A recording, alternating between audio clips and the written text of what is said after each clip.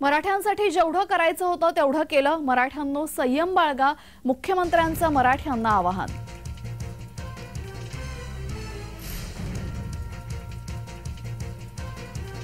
मराठ्यांनो संयम बाळगा असं म्हणत मुख्यमंत्र्यांनी मराठ्यांना आवाहन केलेलं आहे। जेवढं करायचं होतं तेवढं मराठ्यांसाठी करून झालेलं आहे।